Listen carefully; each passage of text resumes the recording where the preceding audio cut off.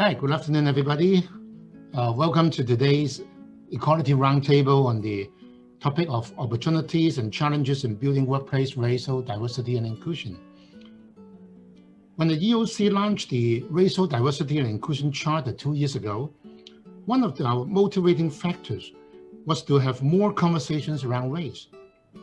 With several years of experience in the areas of gender, disability, and race discrimination, we at the EOC found that people find it hardest to talk about race, be it race in general or race in particular. A number of factors are responsible for this. One of the major barriers to intercultural understanding is perhaps the lack of intersections and mingling opportunities between the different communities and ethnicities in our city, even though we pride ourselves on being Asia's world city. It's easy to form stereotypes and bias due to ignorance and unfamiliarity. These factors would definitely get in the way of any diversity and inclusion efforts.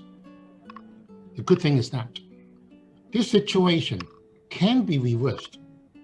It takes effort for sure, but efforts are paying off.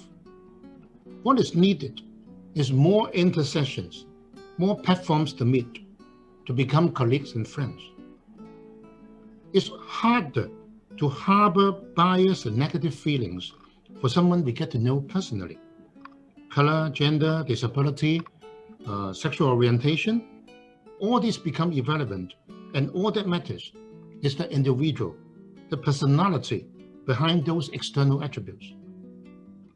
What organizations like you and us need to work on is to facilitate those interactions and provide platforms for ignorance and lack of cultural awareness to dissipate. It does not always mean only hiring diverse, but also staff engagement for building cultural intelligence and community engagement.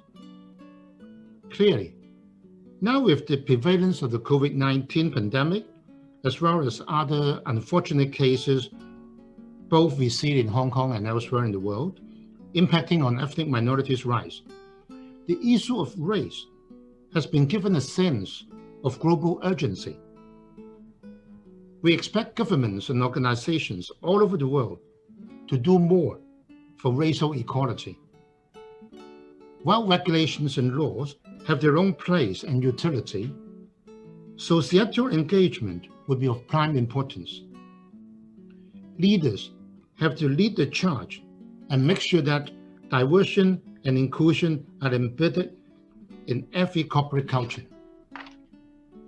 It cannot be a standalone subject for human resource management. This is a paradigm shift which we hope more organizations will be adopting. Now, back to the local scene. One important point I wish to make connects to a major rationale for the launch of the Charter, which is to cast a light on the local ethnic minority talent pool who are getting left out of the job opportunities. Language barriers, stereotypes, and the lack of exposure had led to them being boxed in limited job sectors. The young ethnic minorities we see today are actually well-educated, multilingual, and treat Hong Kong as their home.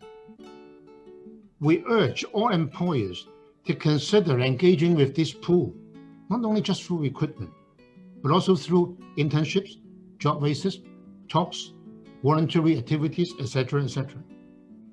We believe that the corporate sector can do more to level the employment field for our young members of the ethnic minorities. The EOC, through the Charter, is trying to create a public-private partnership to address an equality issue that the ethnic minorities in Hong Kong have no choice but to face. Now today, it's extremely encouraging for us to see more than 120 companies and organizations join this Charter network. It's a testament to the importance of this subject and the willingness to make change happen. It's clear that change cannot happen with mere policies in place. It has to be translated into practice, having an organization-wide implication.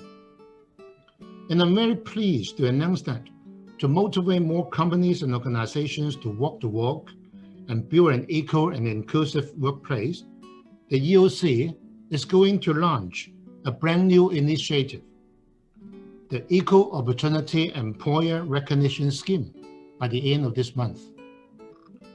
As one of the key highlights of the EOC's 25th anniversary program, this scheme aims at giving recognition to companies and organizations that have excelled in the implementation of equal opportunity policies and provide a benchmark of good practice for others to follow.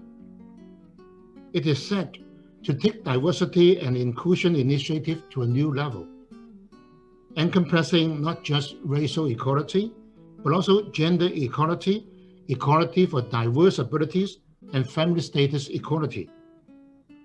Indeed, this is the first ever Equal Opportunities Award for employers in Hong Kong.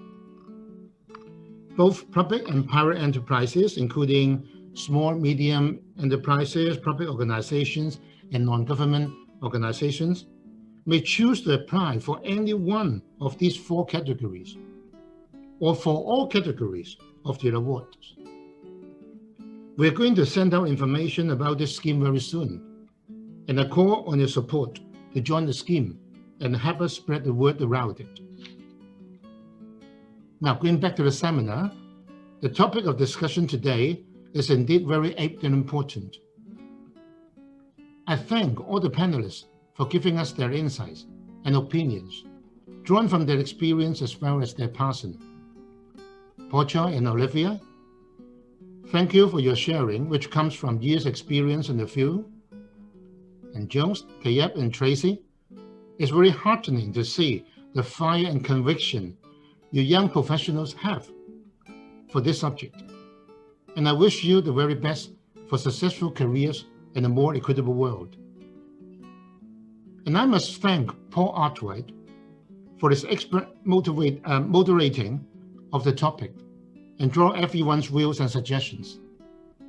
Finally, of course, I'd like to thank all those who log in to participate in this constructive and informative seminar. And I'm sure we all have worthwhile takeaways from a discussion that we could use in our own organizations to further the cause of racial equality and inclusion. Have a nice day. Thank you.